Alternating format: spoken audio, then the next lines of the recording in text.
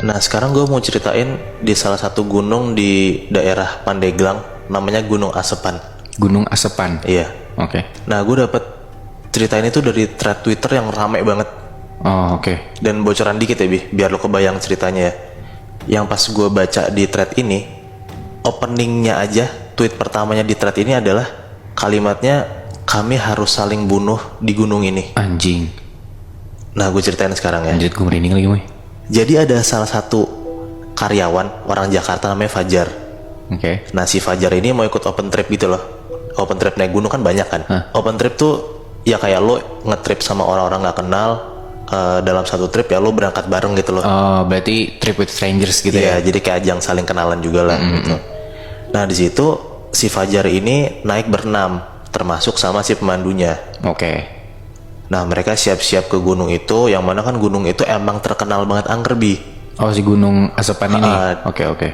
Nah, mereka naik itu siang, dan pas kalau misalnya lo baru mau naik ke dakian Gunung Asepan itu, lo pasti bakalan masuk ke desa Sikulan namanya. Desa Sikulan. Nah, jadi desa Sikulan tuh desa yang di kaki gunungnya Gunung Asepan itu. Nah, mereka berenam ini ketemu sama Abah Maat namanya di sana.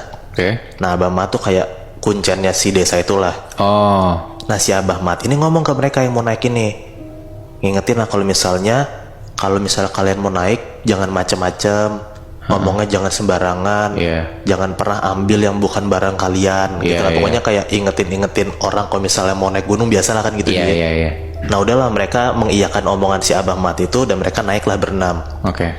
Nah, tapi di salah satu rombongan ini ada namanya tuh Bekti. Bekti tuh pasti Abah Mat itu cerita kalau misalnya jangan segala macam itu, dia tuh kayak skeptik gitu lebih, kayak nggak percaya sama hal-hal mistis. Dia nggak takut sama begituan karena dia emang udah sering nanjak, tapi dia tuh nggak pernah ketemu sama hal-hal yang disebutin sama Abah Mat itu. Oke. Gitu Sotoy bodo amat berarti ya. Sotoy. Dan yang lebih parahnya lagi, pas di perjalanan ternyata si Bekti itu ngambil salah satu bunga kantong semar. Di gunung itu ada namanya bunga kantong semar, dan yang seharusnya nggak boleh diambil dong. Iya, benar. Kayak baru aja diingetin sama Abah Maat kalau misalnya jangan ngambil. Ternyata dia ngambil. Oh, ini baru naik bentar dia langsung ngambil. Anjir. Nah, di situ tuh karena imbasnya si Bekti ini ngambil si bunga itu, pas lagi naik ke atas, satu rombongan itu nyium kalau misalnya tuh ada bau melati tuh ngelilingin mereka gitu lebih. Oh. Nah, karena si pemandunya itu rada curiga juga sama Bekti, karena pas si pemandunya tuh lihat Bekti tuh kayak megang-megang sesuatu dalam kantongnya gitu loh. Nah, disamperin lah sama si pemandunya, karena si pemandu juga tahu gitu loh bau melati ini pasti ada nggak beres kan. Dia udah biasa juga, berarti udah tahu kan. Iya, udah biasa juga. Si Bekti tuh cuek banget, Bi. Dia tuh langsung dengan pedenya langsung ngeluarin bunga kantong semar itu dari kantongnya. Dan si Bekti tuh bilang, iya, gue metik ini. Kenapa lo takut? Katanya lo pemandu yang udah biasa naik gunung. Kenapa lo pada ketakutan gini? Nah, di situ pas si Bekti tuh ngomong kayak gitu, si pemandu ini namanya Mas Goro tuh kayak marah lah gitu. Siapa namanya? Mas Goro. Oke. Si Mas Goro nih yang nggak terima lebih diomongin kayak gitu sama Bekti lah. Karena si Bekti yang ngomong kayak gitu, si Mas Goro juga kesulut emosinya, mereka berantem lah. Nah, karena berantem itu tiba-tiba si Bekti tuh mutusin buat turun sendiri ke bawah dan keluar dari tripnya. Oke. Ini berantemnya adu mulut kan? Berantemnya adu mulut. Oke. Karena berantem, si Mas Goro juga yaudahlah kita naik aja sendiri gitu loh. Nah, si rombongannya berlima itu naik, si Bekti turun sendiri.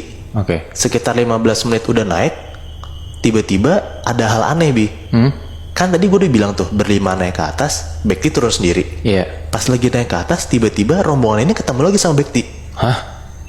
Kaget lah mereka kan kayak, loh, Bekti dari atas. Bekti dari atas turun ke bawah. Dan mereka naik ke atas. Anjrit. Gitu, tiba-tiba ketemu di atas gitu lebih. Kayak salah satu dari rombongan ini bilang, Bekti, bukannya lo mau turun tadi?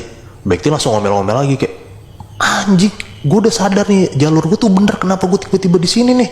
Pasti gue disesatin nih sama yang jaga gunung ini. Gue ngocek sendiri lah gitu. Nah, si Mas Goro nih masih baik bilang kayak, Bek, ini udah malam, mending lo ikut kita aja deh, daripada lo turun makin gak jelas kan jalan lo gimana. Nanti kita naik bareng-bareng, turun bareng-bareng aja lah gitu.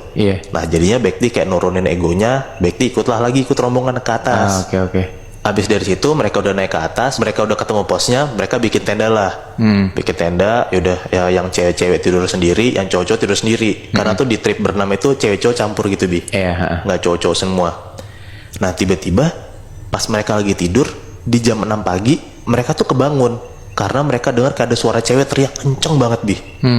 Nah ternyata suaranya itu asalnya tuh dari tenda sebelah, tenda cewek-cewek. Oh, tenda cewek-cewek. Dan pas dilihat sama peserta yang lain, ternyata sumber suaranya tuh adalah sumber suara si Intan. Si Intan tuh salah satu pesertanya. Iya.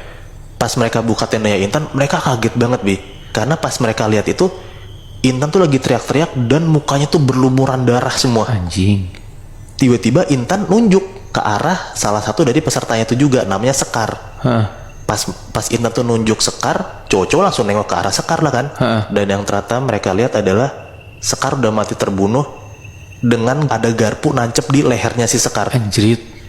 Di situ mereka berlima tuh bener-bener kayak shock, bener-bener mereka nggak bisa ngapa-ngapain. Dan si Fajar itu kayak nyoba beraniin nanya ke Intan kayak, sorry Tan, sebenarnya apa yang terjadi sih semalam gitu, karena kan posisinya lo tidur satu tenda berdua, berarti apa-apa ya lo tahu dong sebenarnya apa yang terjadi gitu. Dan sorry, di tenda yang cewek itu cuma ada Intan dan Sekar. Oh, mereka yang ceweknya berdua doang. Cewek berdua doang. Nah di situ ya Intan bingung juga, dia jawab, gue nggak tahu Jar, gue cuma tidur doang. Pas gue bangun tiba-tiba gue lihat si Sekar udah meninggal dengan cara tragis gini gitu loh. Anjrit. Nah dari situ mereka daripada kayak stuck bingung mau ngapain, si Mas Goro nih mutusin buat ya udahlah kita turun aja sekarang, mayatnya Sekar kita tandu bareng gitu. Jadi cocok tuh ganti-gantian gitu ngangkat tandunya Bi. Nah pas sudah beres-beres tenda, mereka turun ke bawah. Pas mereka udah turun ke bawah jam 11 jam 12-an siang, tiba-tiba Mas Goro tuh kayak berhenti gitu, dan tandunya si Sekar tuh dijatuhin gitu, tuk, gitu. Nah terus peserta yang lain nanya, Mas kenapa gitu. Nah si Mas Guru tuh kayak nunjuk tanah gitu, kayak dia bilang, ini apaan anjir gitu. Orang-orang pada penasaran lihat apa yang ditunjuk sama Mas Goro kan. Ternyata yang dilihat sama Mas Goro itu ada kayak tapak kaki Bi, tapak kaki manusia tuh tapi gede banget gitu loh Bi. Jadi kayak lu bayangin, nggak mungkin ada tapak kaki manusia tapi gede banget di atas gunung gitu loh. Dan harusnya kalau manusia sepatu kan, ya nggak sih? Iya itu bener-bener tapak kaki nyeker tapi gede banget gitu. Nah mereka semua takut, tapi Mas Gur tuh kayak yaudah kita lupain aja, yuk kita turun sekarang biar nggak kemalaman gitu. Nah ternyata mereka harus istirahat lagi karena udah jam 6 sore tapi itu masih belum nyampe ke bawah. Jadi mereka semua mutusin buat buka tenda lagi. Nah si Fajar tuh sama 2 orang lainnya di tenda 1, dan di tenda sebelah ada 2 orang juga, si Mas Goro sama si Bekti. Malam-malam tuh si Fajar tuh mau tidur, cuman kayak dia tuh ngerasa kebayang-bayang karena kemarin tuh dia ngelihat ada orang yang mati terbunuh gitu lebih. Jadi tuh dia nggak bisa tidur gitu.